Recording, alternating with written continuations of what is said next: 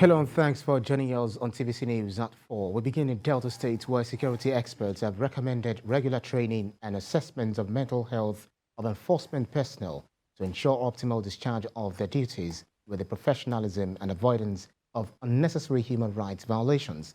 This is one of the recommendations at the Arms Squad Summit of the Nigeria Security and Civil Defense Corps in the state. Iken Amechi reports.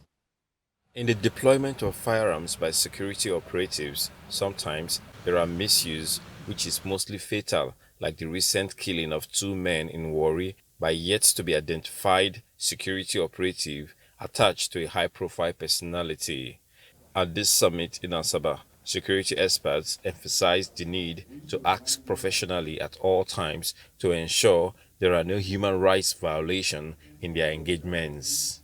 You have to always brief your men. You always have to tell them to take to instructions or wait for instructions, not to act out of excitement.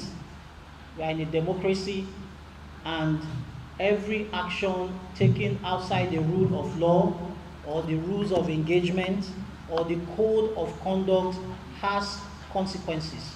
Whatever instruction you give to a particular arm, that's the instruction it will obey. And so one has to be very, very careful in the handling of arms. There may be something, may have psychological disorder, you understand? And when somebody has psychological disorder, there's nothing you cannot do. So the issue is that we continue to emphasize on training and lecture of our men. You do not operate your rifle under any influence.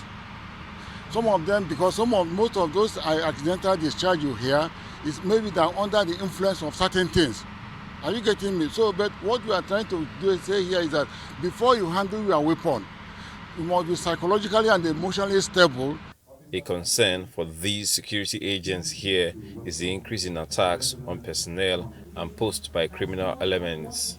For personnel of the NSCDC, the training is quite apt and will aid them in the renewed fight against vandals and oil thieves. I believe it has really helped me a lot, because most of the things I think I know to be extreme, now my eyes have been really opened on what to do in certain situations. At least with this lecture, I'll be able to know what to do during my duty, how to discharge my duty. Another worrisome issue is the proliferation of small and light arms, which some security personnel regrettably have facilitated. Except this is curbed, effort by security forces to check the flow of weapons to wrong hands will remain a failed dream. Ikenna Amechi, TVC News, Asaba.